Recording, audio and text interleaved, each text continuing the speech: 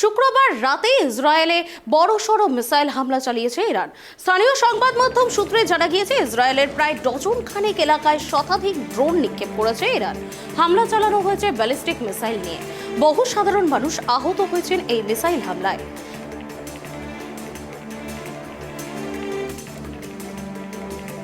এ বিষয়ে বিস্তারিত জানবো। আমার সঙ্গে টেলিফোন লাইনে রয়েছে আমাদের প্রতিনিধি সত্যজিৎ।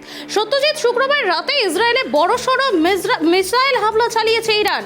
সংবাদ মাধ্যম সূত্রে জানা গেছে, ইসরায়েলের প্রায় ডজন খানেক এলাকায় শতাধিক ড্রোন নিক্ষেপ করেছে ইরান।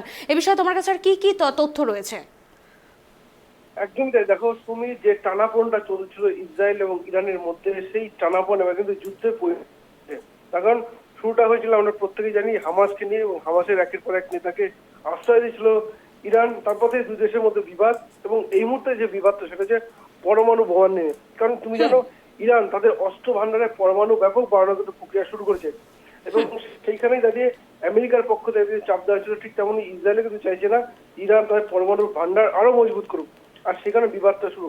আর দেখো, ইতিমধ্যে আমেরিকার সরকার যে তাদের বলা যায় দূতাবাসের যে কর্মী তাকে সরিয়ে নিয়েছেন।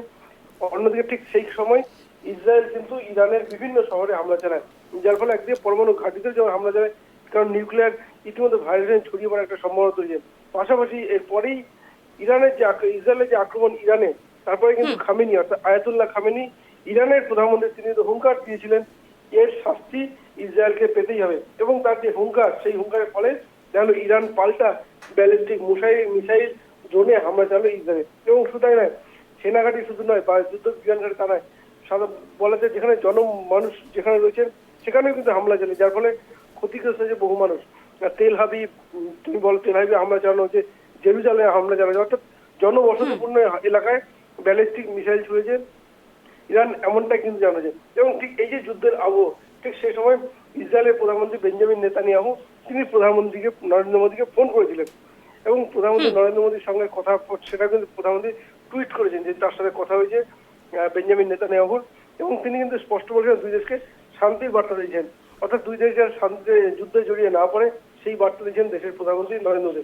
তার কারণ আমরা যে ভারতবর্ষের বন্ধুত্ব দেখি, ইরান এবং ইসরায়েল দুই দেশে কিন্তু অনেক পুরনো বন্ধু। এবং ইসরায়েল, তুমি জানো, ভারত যে কোনো সময় সংকটে পড়লে কিন্তু সমস্ত রকম ভাবে সহযোগিতা করে এই ইসরায়েল। ইরানের ক্ষেত্রে ইরানের সঙ্গে অনেক বিষয়ে চুক্তি হয়েছে।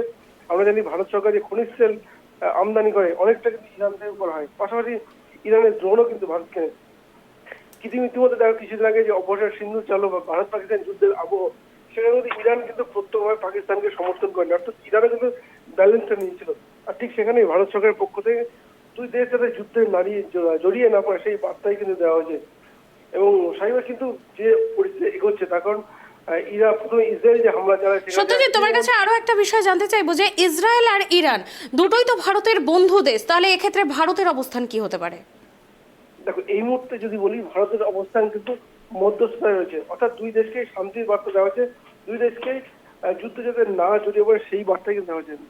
এই মুহূর্তে যদি বলি, ইসরায়েল, প্রথমেই বলে রাখলাম যে ইসরায়েলের পক্ষ থেকে ইসরায়েল ভারতের প্রত্যেকের সংকটে, যুদ্ধজনিত সংকট, যদি আমরা যে কার্গিল যুদ্ধের সময় বলি, কারণ কার্গিল যুদ্ধের সময় পাকিস্তানের সেনা পাহাড়ের উপরে অবস্থান নিয়েছিল, এবং সেখানে লোকেশন ট্র্যাক করা অত্যন্ত প্রয়োজন ছিল। ভারতের খাতে কিন্তু সেরকম কিছু ছিল না। আমেরিকার কাছে অনুরোধ করলে আমেরিকা কিন্তু সেখানে ভারতকে দেয়নি। তারপরে কিন্তু সেই লোকেশন ট্র্যাক করার মতন কিন্তু উপযুক্ত কিন্তু দিয়েছিল, ইসরায়েলের পাশে দাঁড়িয়েছিল। ফলে ইসরায়েলকে ভোলাটা কোনো ব্যাপার না। এবং ইরানের ক্ষেত্রেও অনেক পুরনো বন্ধু। এবং কিছুদিন আগে দেখো, এই যে ভারত পাকিস্তান যে যুদ্ধের আবহ, ইরানে ছুটে গিয়েছিলেন দেশের বিদেশ মন্ত্রী এস জয়শঙ্কর, অর্থাৎ দুই দেশই কিন্তু অত্যন্ত কাছের বন্ধু। ফলে সেইভাবে অবস্থানটা নেওয়া কোনো পক্ষে দাঁড়ানো কিন্তু কঠিন, যার ফলে কিন্তু ভারত সরকারের পক্ষ থেকে প্রধানমন্ত্রী নরেন্দ্র মোদী টুইট করেছেন যে দুই দেশের শান্তির বার্তা দিয়েছেন, যে যুদ্ধ যাতে না ছড়িয়ে পড়ে, যুদ্ধ যাতে না বেড়ে যায়, এই বার্তা দিয়েছেন দেশের প্রধানমন্ত্রী নরেন্দ্র মোদী। কিন্তু যেভাবে এগোচ্ছে, কারণ দেখো, ইসরায়েল যে হামলা চালিয়েছে তেহরান সহ একাধিক জনবসতি এলাকায়, এবং তাদের যে দুই নিউক্লিয়ার বিজ্ঞানী নিহত হয়েছেন, ইরানের সেনাপ্রধান নিহত হয়েছেন।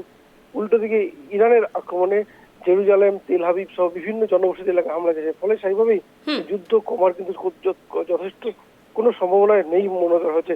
আর যুদ্ধ কিন্তু বেরিয়ে যাবে, তার দুই দেশের যে ভৌগোলিক অবস্থান, পার্শ্ববর্তী যে দেশগুলো সেই দেশে কিন্তু যুদ্ধে ছড়িয়ে পড়ার সম্ভাবনা রয়েছে। কারণ এইখানে দাঁড়িয়ে যুদ্ধ থামাটা অত্যন্ত প্রয়োজন, যেই বার্তা কিন্তু দিয়েছেন দেশের প্রধানমন্ত্রী নরেন্দ্র মোদী। সৌমিক, সত্যজিৎ, একটু আগেই তুমি খনিজ তেলের কথা বললে। এই ইসরায়েল যে জায়গায় অবস্থিত সেই জায়গায় কিন্তু প্রচুর তেলের ভান্ডার রয়েছে। এই যুদ্ধের ফলে কি তেলের দাম বাড়তে চলেছে? কি আশঙ্কা করছো? শুধু তেল নয়, দেখো শুধু তেল নয়, খনিজ তেলের উপর কিন্তু খনিজ তেলের উপর একদিকে যেমন তেলের সংকটটা মেটায়, পেট্রোল ডিজেল বলো, রান্নার গ্যাস বলো, পাশাপাশি পেট্রোল ডিজেলের দাম যদি বেড়ে যায় তাহলে কিন্তু জিনিসপত্রের দামও কিন্তু বেড়ে যাবে। কারণ গাড়ি ভাড়া সমস্ত ক্ষেত্রে কিন্তু দ্রব্যমূল্য বৃদ্ধির কিন্তু যথেষ্ট সম্ভাবনা রয়েছে। আর তুমি যেটা বললে যে ইসরায়েলের খনিজ তেল, হ্যাঁ ওইটুকু বা ইসরায়েল ইরান দুই দেশের ভৌগোলিক অবস্থান বা ঠিক ওই এলাকার তুমি বলো, কাতার বলো, আরব কান্ট্রিগুলো যে রয়েছে, প্রত্যেক কিন্তু জিডিপি কিন্তু এই খনিজ তেলের উপরেই নির্ভরশীল। ফলে এই যুদ্ধের আবহ যদি ছড়িয়ে পড়ে তাহলে কিন্তু একদিকে যেমন খনিজ তেলের ভান্ডার ক্ষতিগ্রস্ত হবে, ঠিক একদম। তেমনই খনিজ তেলের আমদানি রপ্তানি রাস্তাও কিন্তু বন্ধ হয়ে যাবে। আর ফলে বহু দেশ কিন্তু সংকটে পড়তে পারে, কারণ সব দেশ কিন্তু খনিজ তেল স্টক করে যে রেখেছে এমনটা কিন্তু নয়। ফলে সেই সংকটটাও পড়ে যাওয়ার সময়, আর সংকট পড়ে গেলে জিনিসপত্রের দাম কিন্তু বেড়ে যেতে পারে। আর ঠিক সেই কারণেই এই দুই দেশ কিন্তু যুদ্ধ থামানোর বার্তা কিন্তু দিচ্ছেন দেশের প্রধানমন্ত্রী নরেন্দ্র মোদী।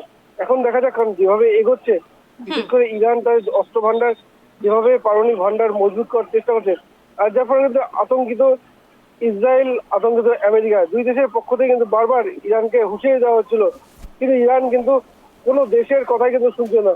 এবং যার ফলে তারা কিন্তু ভান্ডার মজবুত করতে নিয়েছিল।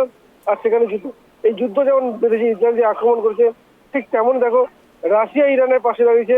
উত্তর কোরিয়া, যে উত্তর কোরিয়া সবসময় নিজের ডেমার্কেশন, সেই উত্তর কোরিয়াও কিন্তু ইরানের পাশে দাঁড়িয়েছে। ফলে এই যুদ্ধ যদি নতুন করে বেড়ে যায় বা পাল্টা আক্রমণ চলতে থাকে তাহলে কিন্তু বিভিন্ন দেশে কিন্তু এর মধ্যে জড়িয়ে পড়তে পারছে।